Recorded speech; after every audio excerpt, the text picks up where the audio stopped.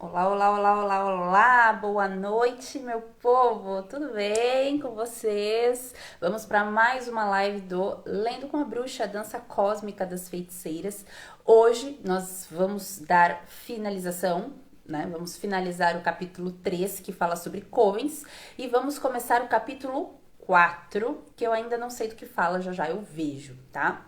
Então eu vou ler para vocês, para a gente poder recapitular. O último parágrafo, a última parte, a última frase, ela estava falando, só para relembrar, como eu falei, ela já estava falando de covens, mas ela também estava falando sobre encontrarmos as pessoas certas, que a pessoa certa ela vem no caminho certo, né? Quando aquela história de quando o mestre está preparado, o discípulo vem, quando o discípulo está preparado, o mestre também aparece. Então a gente estava divagando sobre isso, debatendo sobre isso, e ela estava inclusive falando que vários covens se encontram juntos e que lá tem muitos workshops e tal, e eu estava ressaltando que isso acontece muito lá, porque aqui no Brasil não tem muito espaço para isso. Pelo contrário, existem até covens que brigam entre si e isso é bem ruim, né? É bem diferente a situação dos bruxos aqui no Brasil para os bruxos lá dos Estados Unidos, principalmente na época que esse livro foi escrito, que foi 1989. É sempre bom a gente lembrar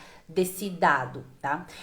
Então, a última frase que a gente leu na página 54 do capítulo 3 foi: bruxos sentem que, quando uma pessoa está interiormente preparada para fazer parte da arte, ela será conduzida às pessoas certas. E aí a gente estava falando de tudo que eu acabei de falar aqui, desse resuminho que eu dei, né? Das pessoas certas virem para o nosso caminho para que a gente possa, então, encontrar um coven onde a gente tenha o treinamento mágico e também a prática, tá?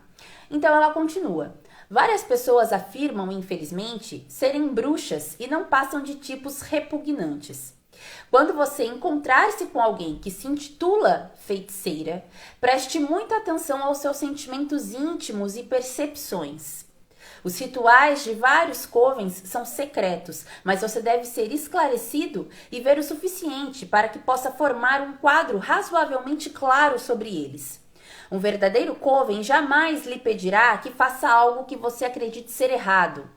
Qualquer forma de força, coerção ou pressão como tática de abordagem é contrária ao espírito da feitiçaria. Bruxas de verdade permitirão que você tome a iniciativa de encontrá-las. E isso é muito verdade, tem vários pontos que a gente pode reforçar aqui. E coisas que a gente já falou em outras lives, eu também já falei em outros temas aqui, em outros quadros na Caixa da Bruxa, tá? Mas que é o seguinte, além de você se sentir internamente preparado para adentrar um coven, que é na realidade você ter a prática grupal, você ainda precisa analisar muito bem as pessoas que se apresentam como sacerdotes e sacerdotisas. Quais são as intenções dessas pessoas, certo? Como é a vida dessas pessoas? Elas falam uma coisa que elas não praticam? Ou então, elas são pessoas com interesses escusos, que vão querer ali arrancar o seu dinheiro, que vão querer algum tipo de abuso de poder, ou outros tipos de abuso, né? Porque a gente sabe o que acontece aí dentro de muitos grupos internos religiosos. A gente vê notícias e burburinhos e boatos, né, sobre crimes cometidos realmente dentro desses grupos. Então a gente precisa realmente ficar muito atento às pessoas, aos grupos que a gente se alia, mesmo estando falando em bruxaria, ok? Porque pessoas ruins existem em qualquer lugar, em qualquer crença. Então a gente precisa sempre estar atento a isso, né? Estar esclarecido o suficiente sobre as práticas daquele grupo. Então tá, é bruxaria? É bruxaria. Só que e aí, cara? Que bruxaria é essa que você pratica? Que bruxaria é essa, né? Que bruxaria é essa que você pratica? Eu sei que não dá pra você falar pra mim as coisas, né? O ritual, como acontece, mas me fala mais ou menos um esboço do que acontece no ritual. Se você for menor de idade, vá com seu pai, vá com a sua mãe, né? Mesmo maior de idade, mulheres, vá com o marido, vá com amigas, vá com outro amigo, vá com alguém, às vezes de fora daquele meio, que enxergue coisas que talvez você não enxergue por você estar querendo muito adentrar um grupo, um coven, ter uma sensação de pertencimento, até mesmo ter a experiência da celebração em grupo, de um ritual, né? Então, assim, é necessário que a gente faça realmente essa análise. Um verdadeiro coven jamais lhe pedirá que faça algo que você acredite ser errado. E isso é muito importante, né? Ele, a partir do momento que você está num grupo onde esse grupo fere noções de ética, noções de moral, noções de uma vida correta, de posturas corretas, você sai fora. Ou a partir do momento que aquele grupo cobra um valor exorbitante para que você esteja, para que você faça alguma coisa, também desconfie disso, desconfie dessas pessoas. A bruxaria, isso é muito importante de ressaltar, a bruxaria ela não encoraja nenhum tipo de abuso. Né? E por que que ela diz aqui, bruxas de verdade permitirão que você tome a iniciativa de encontrá-las? Porque além da gente não ficar procurando outros seguidores, outros praticantes, a gente, como eu falei já, a gente não bate na porta de ninguém para pedir seguidor, para falar se você já ouviu a palavra da deusa ou não. Nós não encorajamos esse tipo de postura proselitista, né? Justamente porque a gente sabe que a bruxaria ela nem é uma religião de massas. As pessoas, talvez elas nem, muitas das pessoas nem conhecem, nem sabem, nem, enfim, né, o que é a bruxaria. Então a gente precisa ter aí um discernimento para que a gente também possa encontrar um grupo de pessoas maduro, um grupo de pessoas que pratica de forma séria, que pratica de forma idônea, inclusive, né? Porque por que a gente sempre ressalta isso, sempre pega nesse ponto dessa importância? Porque muitas pessoas que conhecem a bruxaria começam pela Wicca, então esse é um público que atrai, é um ramo de interesses que atrai muitos jovens. E esses jovens, e eu falo como uma praticante de bruxaria já há muitos anos, que começou muito jovem, no começo a gente é muito afoito para procurar outras pessoas, para querer estar com outras pessoas praticando, para ver como é, como que funciona, para além dos livros, você fica muito perdido, então você quer um mestre, você quer alguém para se espelhar, você quer alguém para ver como que faz aquilo. Então, às vezes, a gente, nessa ansiedade, nessa ânsia de querer aprender, de querer descobrir e experienciar, a gente acaba caindo, né, no conto do vigário. A gente acaba caindo em situações onde são tóxicas para nós e, às vezes, até nos afastam da bruxaria, né? Conheci já muitas pessoas que falam, me afastei da bruxaria por causa de pessoas que fizeram esse caminho ser um caminho ruim, tive traumas e tal. É importante ressaltar que a bruxaria, ela não encoraja nenhum tipo de prosélito. Você não precisa fazer o que você não concorda para estar praticando a bruxaria, tá? A bruxaria não trabalha por dinheiro, não há taxas para a iniciação e é considerada transgressão ética cobrar dinheiro para treinamentos em covens. E isso é muito importante, né? Isso é muito importante porque o que a gente mais via nos anos 2000, que era quando existia esses workshops públicos, que era quando existia escolas conhecidas de treinamento de bruxas e tal, era essa quantia que era cobrada numa mensalidade, como se você estivesse fazendo um curso. Né? Na minha época, assim, de adolescente, né? Ali no meio do meu caminho da bruxaria, existiam muitas escolas de formação de bruxas. Então você adentrava, fazia um curso e no final você ganhava até diploma. Sendo que bruxaria não é profissão. Então isso sempre causou revolta no meio bruxo, né? A exploração dessa religião, porque a gente é o contra-movimento. A gente sempre quis ir contra esse movimento massivo de controle de massa religioso por dinheiro ou por poder ou por, enfim. Até porque nós somos os marginalizados. A bruxaria sempre foi uma crença que foi alvo desse tipo de acusação e alvo de outras crenças que fizeram disso um proveito em cima do paganismo, de várias crenças pagãs, inclusive a bruxaria. Então a gente condena e foge de tudo aquilo que no passado as ditas bruxas passaram por esse tipo de exploração, certo? Não só a exploração monetária, mas a exploração de interesses, né? Que era o que a gente estava falando antes, ok? Obviamente, é permitido aos bruxos que são professores ou sacerdotes dos covens, ou que trabalham como conselheiros psíquicos, cobrar honorário justo por seu tempo e trabalho. No entanto, não lhe venderão velas abençoadas por elevadas quantias de dinheiro ou pedirão que lhes entregue as suas economias a fim de retirar uma praga. Aqui ela tá dando uma leve alfinetada em crenças cristãs, né? Que cobram aí uma porcentagem do seu salário ou que vendem velas, água ungida, esse tipo de coisa por um lugar no céu aí, por um preço exorbitante, né? E o que ela falou, que os bruxos, os professores, os sacerdotes, eles podem cobrar honorário pelo seu tempo de trabalho, aqui no Brasil isso não é muito comum. E eu, particularmente, sou uma bruxa que não acredita que deve ser assim, porque o sacerdote e a sacerdotisa, eles estão ali pelo sacro ofício, eles estão ali para servir aos deuses e por isso ele presta serviço a outras pessoas, ensinando, dando treinamento, auxiliando na evolução, no autoconhecimento e na cura daquela pessoa. Na minha opinião, isso não deve ser cobrado, né? Você deve separar o seu serviço como sacerdote de um coven, como o sacerdote de alguém, você auxiliar alguém no caminho espiritual, da sua prática profissional de terapeuta, por exemplo, onde daí sim, como um conselheiro psíquico, espiritual, amoroso, enfim, como alguém que auxilia na vida do outro, pode cobrar os seus honorários pelo seu tempo e pelo seu trabalho de forma justa. Agora, quando envolve religião, é a mesma coisa de eu falar assim, eu vou pagar para um padre vir aqui e me falar sobre a Bíblia.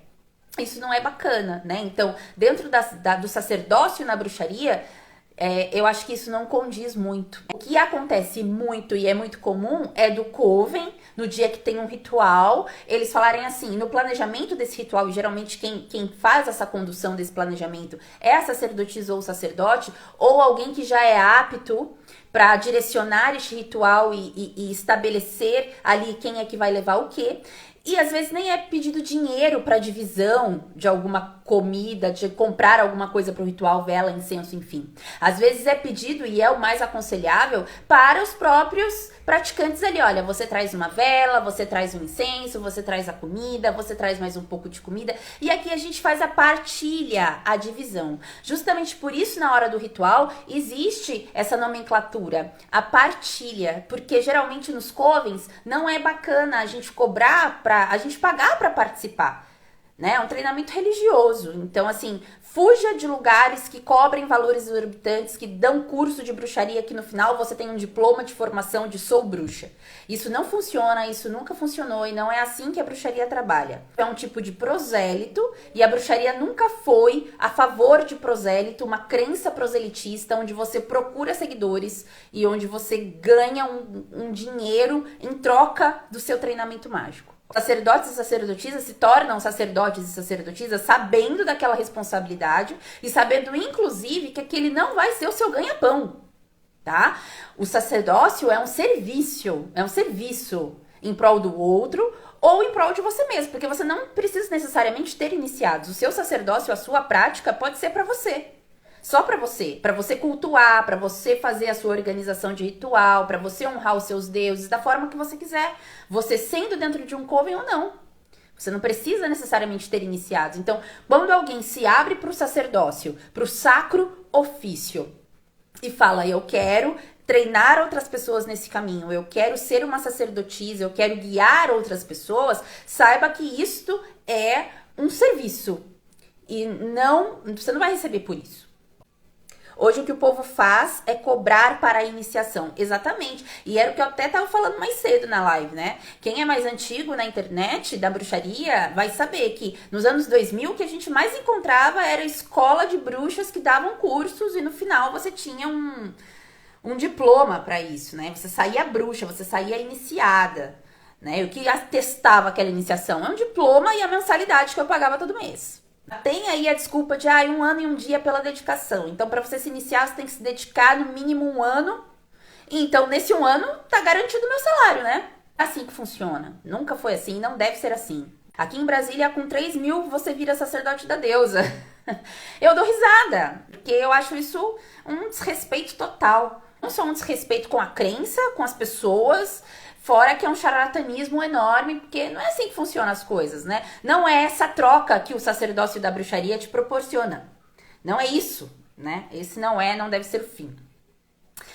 Daí ela continua. No entanto, um coven pode cobrar taxas para cobrir gastos com velas, incensos e outras despesas, como a gente estava falando.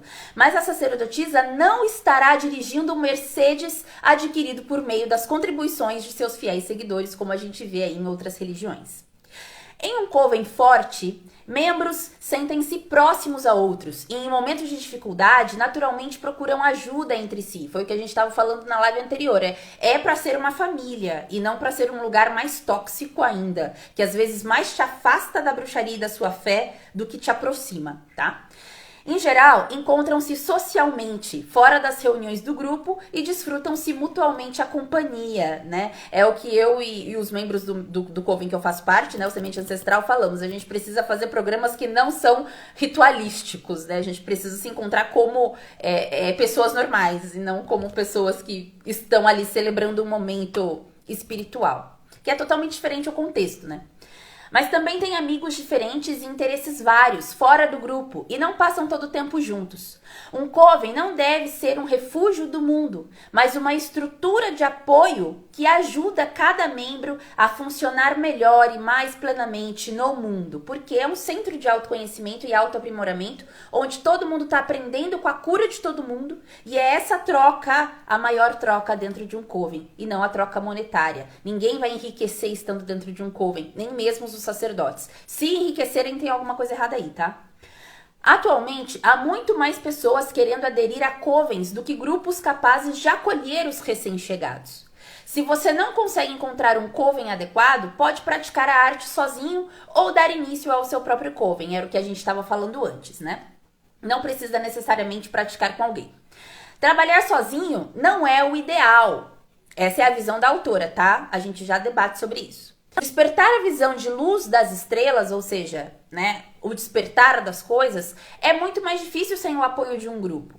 Aqueles que viajam pelos caminhos inexplorados da mente correm maior risco de ficarem presos à subjetividade. Além disso, trabalhar com outras pessoas é muito mais divertido. E isso eu dou razão para ela, muito embora eu acho que a frase trabalhar sozinho não é o ideal, não seja ideal também ela escrever algo do tipo, porque eu acho que não tem problema em você trabalhar sozinho. A bruxaria, inclusive, e eu já falei isso em outras lives, mesmo você estando dentro de um grupo, de um coven, o caminho é solitário. Ninguém vai poder trilhar aquele caminho por você, passar pelas suas curas, passar pelas suas experiências, fazer os seus exercícios, porque não adianta você estar num coven com um treinamento mágico, com pessoas que te apoiam, com pessoas que te ajudam naquele crescimento, naquele aprendizado, se fora deste coven, fora deste grupo, fora de um ritual, você não faz nada sozinho. Não adianta, o seu caminho não vai também. Lembra que a gente estava falando na outra live que mesmo sozinho, você sendo membro de um coven, tudo que você faz influencia na egrégora e ajuda ou atrapalha a egrégora, o irmãozinho, o seu sacerdote, a sua sacerdotisa, né? Eu sou membro de um coven, eu posso atestar isso, realmente isso acontece. As conexões, inclusive psíquicas, acontecem. Por exemplo, em rituais que um não pode estar ou o outro não pode estar, depois a gente vai trocar experiências e a gente percebe que o outro que não estava no ritual estava conectado com aquilo que estava acontecendo no ritual. Mesmo que ele não soubesse. Teve um pensamento ou teve um sentimento que depois ele vai falar, oh, nossa, fulano, naquele dia que vocês estavam celebrando o ritual e eu tive que celebrar separado, eu senti isso, isso, isso. O que aconteceu no ritual? Ai, nossa, foi porque a gente falou isso, foi porque a gente invocou aquilo, foi porque a gente fez tal trabalho. Ah, então a gente estava conectado. Por quê? Porque mesmo você fazendo parte de um grupo, o caminho é solitário. Então ela falar assim, trabalhar sozinho não é o ideal, não é bacana. Porque na realidade você trabalhar sozinho também faz parte do grupo. Né? Uma coisa sustenta a outra ali. Agora, ela falar assim, é muito mais fácil você ter alguém que te guie, daí sim. E isso eu não posso discordar. Porque se você está viajando pelos caminhos inexplorados da sua mente, né? Coisas que você não conhece, o autoconhecimento, a busca por algo espiritual, você acaba adentrando aspectos da sua cabeça que você na realidade não está acostumado a lidar. É outra realidade, né? E a gente já tá cansado e careca de saber disso aqui. Outras realidades, outros corpos. Inclusive Starhawk já falou sobre os selfies, os eus, né? O plano astral, espiritual, enfim. Então, quando você está sozinho dentro desses conhecimentos, que às vezes são inexplorados para aquele novato que chegou agora, que nunca viu nada disso, que tudo isso é uma grande novidade, você fica perdido sim. Não só perdido na agenda de, o que eu vou estudar primeiro? Como eu vou organizar isso? Como que eu vou entender aquilo? Como também você tem dúvidas que você não consegue sanar, não tem com quem você trocar. E você se perde dentro da subjetividade do seu próprio autoconhecimento. Peraí, eu tô descobrindo parte de mim que eu não sei, que eu não sabia, eu não era assim, eu não sabia isso, não sabia assado, cozido, não sei como faz. Então, realmente, nisso eu preciso concordar com ela, que é muito mais fácil você estar num grupo. Mas a experiência solitária, ela sempre existiu, sempre vai existir e ela é necessária. Pois se você não tiver a experiência solitária, uma hora você sai desse grupo. Com certeza, isso você pode ter certeza. Se você é bruxo só enquanto você está no seu coven, você não é um bruxo, uma bruxa que é de verdade. Porque o caminho é sozinho, ninguém vai trilhar por você esse caminho, ok?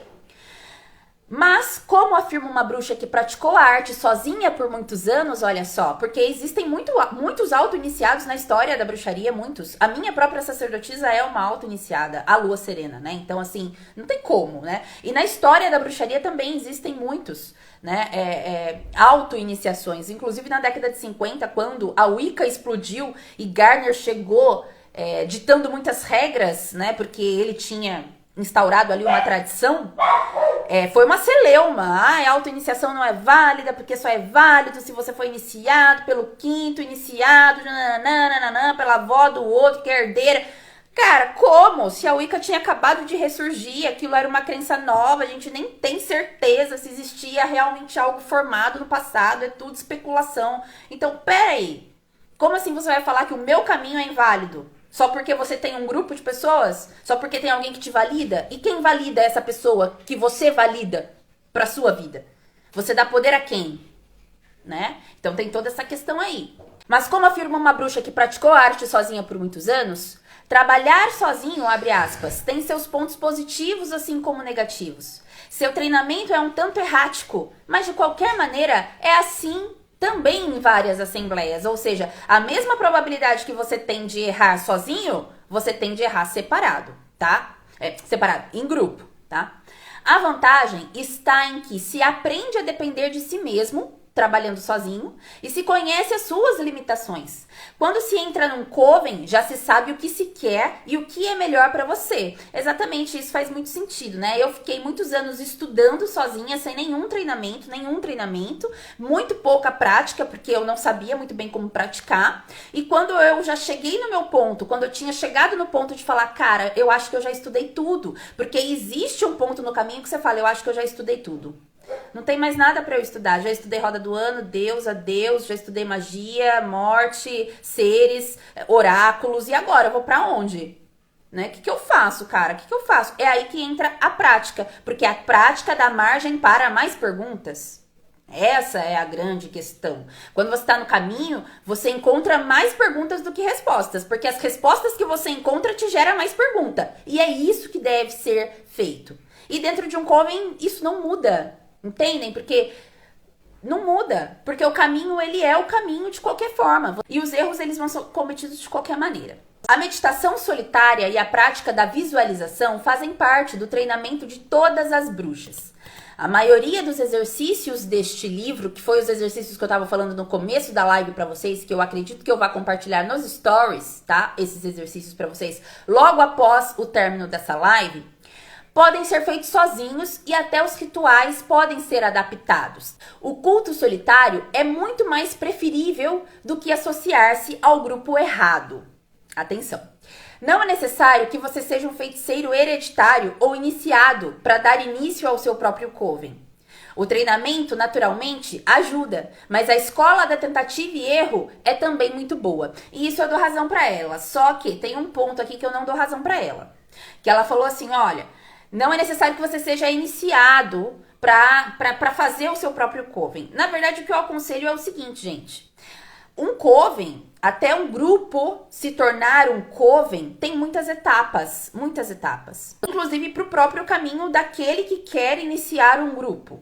né? Então, assim, existem muitas etapas no seu caminho individual até se chegar a um grupo legal para se tornar um coven solidificado, edificado, com suas práticas organizadas daquele jeito, sendo ou não uma tradição ou sendo um coven mais eclético. Demora bastante para um coven se transformar em um coven. Qual é a definição de coven, resumidamente, porque a gente já falou sobre isso? É um grupo de pessoas que celebra e pratica e ensina e aprende de uma certa forma, de uma determinada forma pré-estabelecida, geralmente pelos sacerdotes, ou seja, pelos fundadores daquele coven. Só vai se aliar àquele coven as pessoas que se identificam com aquela forma de celebrar, de aprender a bruxaria. Porque existem muitas formas. Então, até você passar pelo seu caminho individual, a ponto de você chegar a conseguir estabelecer fora da sua prática individual uma prática para um grupo, leva um tempo. Então, sim, para mim, você precisa ser iniciado, seja esse iniciado de um coven ou auto-iniciado, mas iniciado para formar um coven. Por que iniciado? Porque o iniciado, aquele que já passou pela dedicação, aquele que já passou pelo ritual de iniciado, inclusive, que é uma parte importante, uma parte dogmática e ritualística, mas ainda assim um rito de passagem importante para que a gente entenda a mudança de patamar, entenda a questão da responsabilidade, entenda a questão da transmissão de poder, a transmissão de conhecimentos. Então, a iniciação é importante para que a gente entenda vários pilares que um coven precisa para ser estabelecido de uma forma correta, de uma forma que tenha sucesso, né? Então, tudo começa com um grupo de estudos, tudo começa com você procurando pessoas que tenham a mesma visão que você tem, daquelas práticas, e daí isso vai se formando aos pouquinhos, né? As bases vão ali se formando aos poucos, não é assim, tô aprendendo e enquanto tô aprendendo já quero ter um coven onde eu conduzo essas práticas. Não, porque às vezes você não sabe nem conduzir essas práticas, né? Então você precisa aprender e a gente aprende sozinho, não adianta, tá? Quando um grupo de pessoas interessadas, mas sem experiência, se forma, a primeira tarefa é estabelecer uma sensação de segurança. A receptividade e a confiança desenvolvem-se paulatinamente através do compartilhar de emoções de maneira não verbal e de maneira verbal. As pessoas precisam de tempo para conversar, bem como para trabalhar a magia, ou seja, se encontrar fora de rituais. Não só para ter um momento descontraído num barzinho, bebendo uma cerveja, falando de coisas fúteis e banais que qualquer amigo falaria. Mas também para você falar das suas inseguranças, como se fosse um grupo de apoio terapêutico mesmo, né? No Semente Ancestral, a gente tem o que a gente chama de cartas de cura, que é um trabalho que a gente faz com o tarô, onde a gente tira uma carta e durante um período de tempo, geralmente de um sabá a outro, a gente vê qual é o ponto daquela carta de tarô que tá pegando pra gente na cura. E daí, depois de um tempo, a gente faz um grupo para falar das curas, de como foi esse processo com essa experiência desse arcano do tarô ressoando na sua vida nesse período. E também para práticas de magia, né? Eu lembro que quando o coven também era menor, o coven que eu faço parte, porque agora somos muitas pessoas, né? Então, assim, muitas pessoas de longe, então várias dessas pessoas não conseguem eventualmente estar para a gente praticar outras coisas juntos além do ritual. Mas é muito interessante em grupos menores, e isso acontecia quando o coven Semente Ancestral era pequenininho, onde a gente se encontrava só para praticar magia, só para a gente fazer trabalhos mágicos, para a gente debater sobre deuses, debater sobre outras pautas dentro da bruxaria, para que a gente pudesse trocar experiências e aprender mais para além do ritual. Então, isso também fortalece a egrégora do coven. Lembra que a gente estava falando na live anterior? Essas posturas, elas fortalecem, não só formam o coven, mas elas fortalecem também cada indivíduo dentro daquele grupo, formando a egrégora, que essa egrégora depois vai determinar os seres, os guardiões que vão conduzir este coven, os deuses que vão guiar este coven. Isso também, esses encontros eventuais para outro tipo de atividade, mesmo que seja mágica, fora do ritual dentro de um grupo, é importante para estabelecer a receptividade, a empatia, até mesmo o amor, né? O perfeito amor, a perfeita confiança, a confiança entre os membros, a segurança, tá? Estabelecer aquele grupo. Então, entendem que não é do dia pra noite, você se iniciou, você entrou, você já vai encontrar um grupo ou formar um coven. É todo um processo, tá?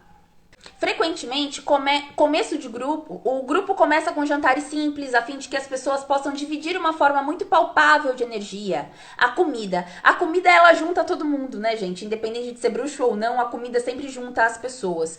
E a comida mágica junta ainda mais. Então, juntem-se com o seu grupo de estudos, enfim, o seu coven, para fazer uma comida mágica, um jantar mágico, né? Inclusive, a comida ela é tão importante para a bruxaria e para os grupos que existe a comida para os deuses dentro de um ritual, a comida para os nossos ancestrais dentro de um ritual. Nós compartilhamos da comida daquele ritual depois do ritual para restabelecer a nossa energia para a gente se aterrar, geralmente todos juntos dentro do círculo mágico ainda, se possível. Né? Por quê? Pra gente compartilhar daquela comida, pra gente alimentar o nosso corpo e o nosso espírito ainda dentro daquela energia mágica, daquela energia espiritual, tá? Técnicas de despertar a consciência também podem ser muito eficazes, né? Meditações, visualizações, projeções astrais, tentativas, né? Treinos, né? Podemos deixar a palavra livre e permitir que cada pessoa diga por que buscou o grupo e o que dele espera. Todos podem falar durante um tempo limitado, sem serem interrompidos, a fim de que os indivíduos mais tímidos sintam estimulados a falar e os mais loquazes não dominem a conversa. Perguntas e comentários são feitos depois que cada um tenha falado. Então aqui ela está dando sugestões de como a gente pode fazer essa dinâmica de grupo, tá?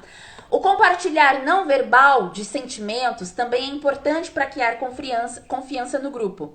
Os exercícios que se seguem ensinam a percepção e a divisão de energia, que é a base dos rituais da arte. Ao orientar um grupo, as palavras em si são menos importantes do que o ritmo da voz e a duração das pausas. Isso é muito importante, principalmente quando você está dirigindo uma meditação. Principalmente quando você está dirigindo uma jornada espiritual, uma jornada meditativa. Então, aquilo que você fala é muito menos importante do que o tom da tua voz e a velocidade com que você fala. Porque a pessoa ela precisa se sentir calma com o tom da tua voz. Aquilo que você fala não pode causar um desconforto, não pode dar gatilhos traumáticos, senão a pessoa não vai conseguir se desligar. E o tom da tua voz e a forma, as pausas, a velocidade com que você fala é que vai definir se aquela pessoa vai conseguir entrar num relaxamento a ponto de entrar em alfa e ter a experiência meditativa ou não. A única maneira de aprender isso é através da prática.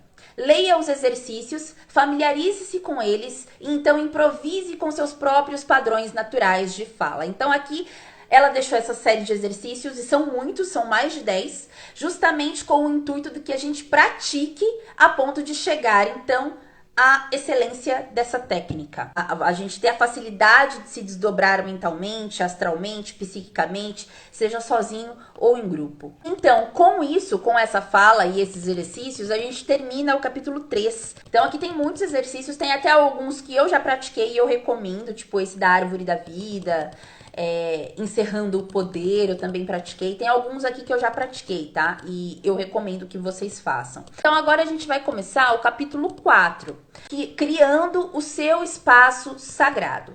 Lembrando que ela sempre começa os capítulos ou com um mito da tradição das fadas, que é a tradição dela, ou então com um relato do boss dela, do livro das sombras dela, relatando algum tipo de experiência meditativa, relatando algum tipo de ritual. Então a gente vai entrar aqui com o relato dela do Entremundos, a organização do círculo. Esse é o título, tá? O quarto está iluminado somente por velas tremeluzentes em cada um dos pontos cardeais.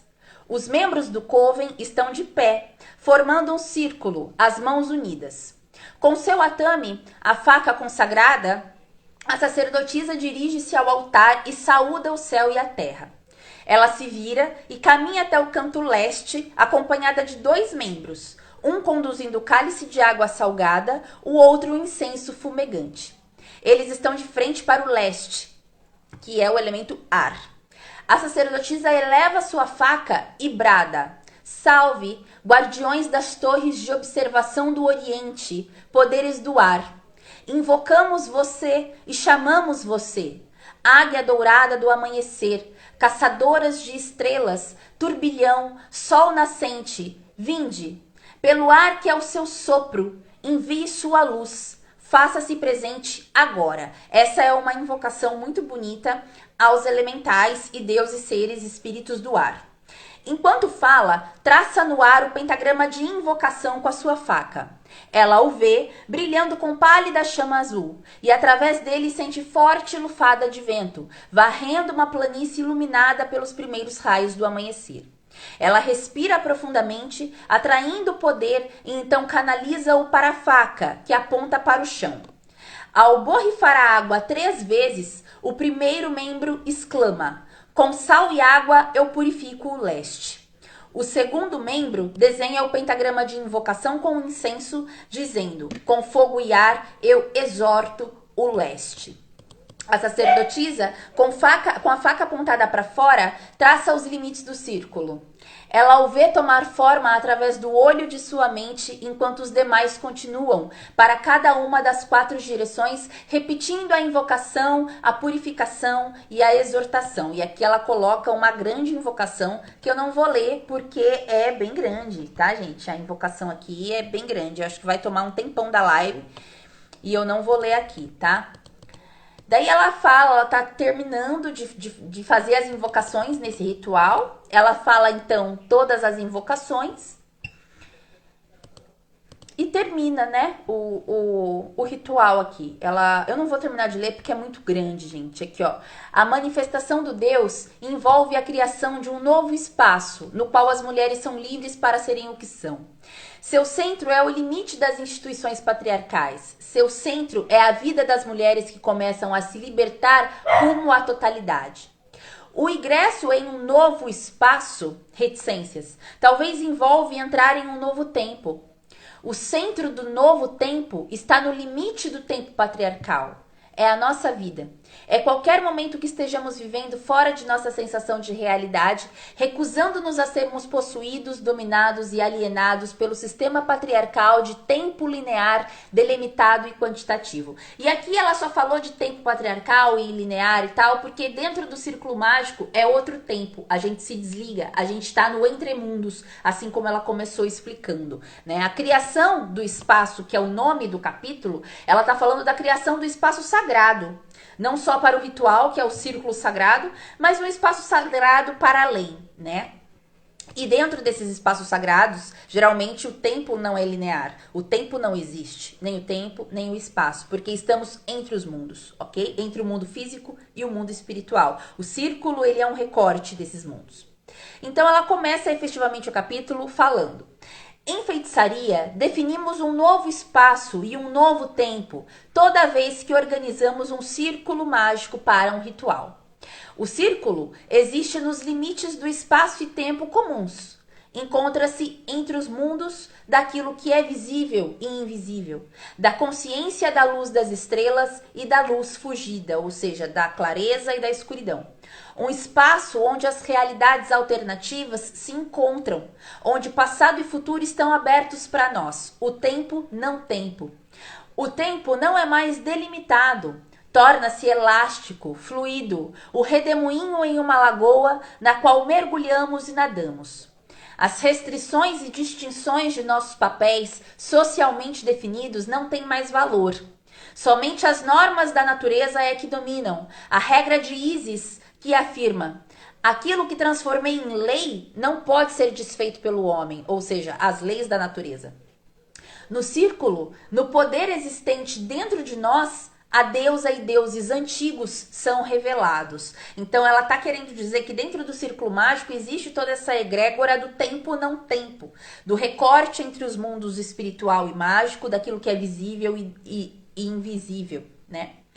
A disposição de um círculo é uma meditação representativa. O que ela quer dizer com isso? Que quando a gente fala assim, a sacerdotisa traçou o círculo com a faca ritualística, com o atame, com o punhal. O que a gente está querendo dizer? A gente está querendo dizer que a gente se põe à disposição de andar em volta do círculo, e enquanto a gente anda com o punhal empunhado, fazendo o movimento do círculo mágico, a gente está imaginando este círculo sendo traçado literalmente, Então o círculo ele é construído primeiro dentro de você e assim como todo ato mágico, como todo feitiço, enfim, primeiro antes de você para depois você tirar essa energia e materializar ela de alguma forma. E não é porque você não está vendo este círculo de forma fatídica e material, com esses olhos que a gente vê, que ele não existe, que ele não é real, que você não consiga ver. Porque o plano mental, o plano psíquico e astral, ele é real, ele é visível. A gente só não consegue pegar com essa matéria, com esses olhos, mas a gente coexiste nesses mundos, né? Então, quando a gente traça o círculo, é uma meditação representativa, ou seja, você está fazendo essa meditação, esse círculo está sendo formado primeiramente na sua cabeça, para ele ser materializado enquanto você caminha em volta do seu espaço sagrado, delimitando aquele círculo mágico para que você pratique dentro dele. Cada gesto que fazemos dentro de um ritual, cada instrumento que utilizamos, cada poder que invocamos, ressoa através de camadas de significados a fim de despertar um aspecto de nós mesmos.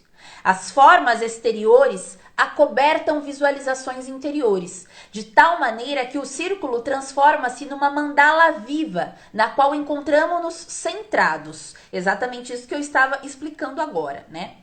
Quando organizamos um círculo, criamos uma forma energética, uma fronteira que limita e contém os movimentos das forças sutis. Ou seja, tanto que quando a gente cria o círculo, a gente fala que nada de mal vai entrar e nada de mal vai sair, porque ali está contido.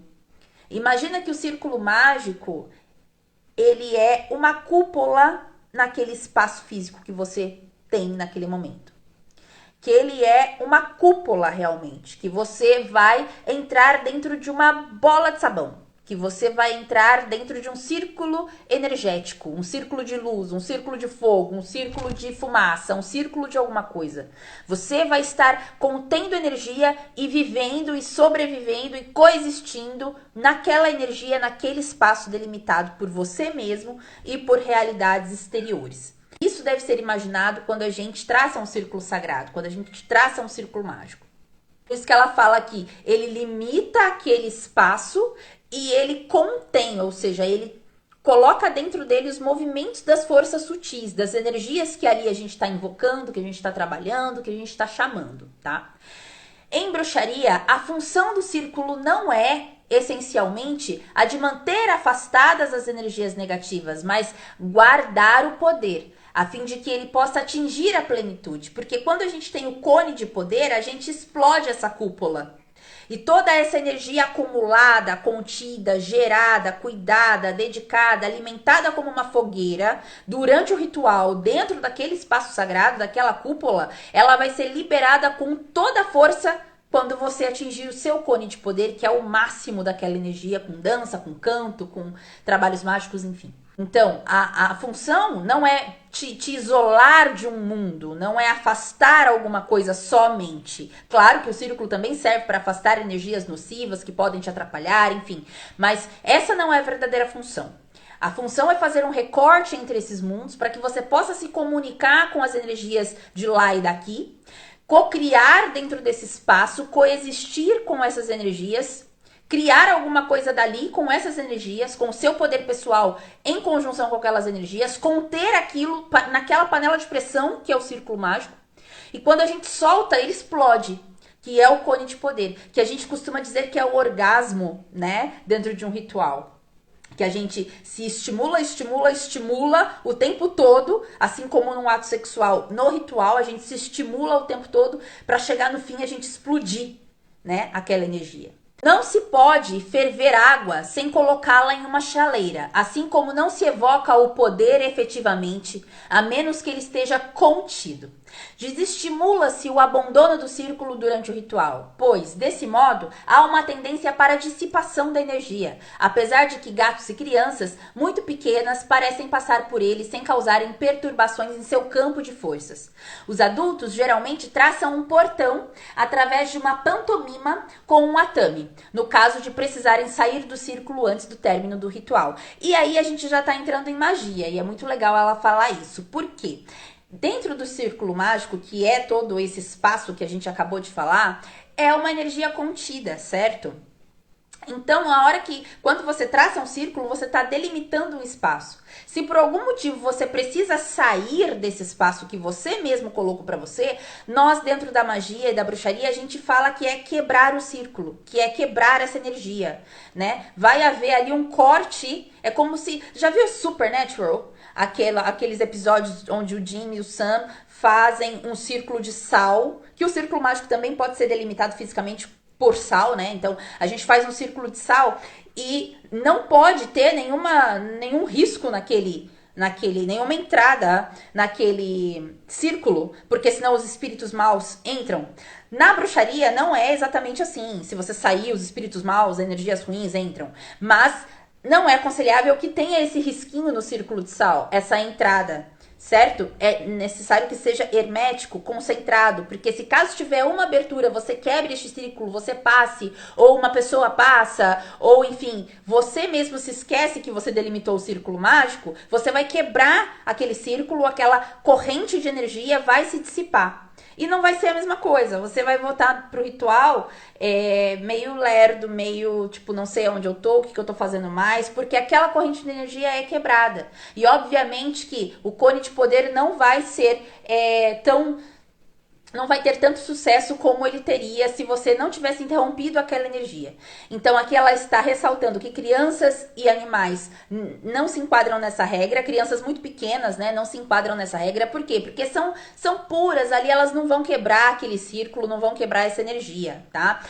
Mas se caso você estiver dentro de um ritual e você precisar sair por algum momento, a gente costuma abrir um portão, que é o que ela tá falando, ou é um portal. Então, com o Atami, a gente delimita uma porta neste círculo. Então, a gente tem esse espaço e a gente precisa sair por algum momento, por alguma coisa que não estava planejada. Então, o que você vai fazer? Você vai parar em frente a um quadrante, ou norte, ou sul, ou leste, ou oeste, em frente de uma torre de observação que é ali que está a entrada dos guardiões. Porque se você vai sair do seu círculo mágico, você precisa que alguém fique protegendo ali. Se não tiver outras pessoas celebrando com você, você precisa que alguém mantenha aquela energia concentrada enquanto existe a abertura dentro deste círculo.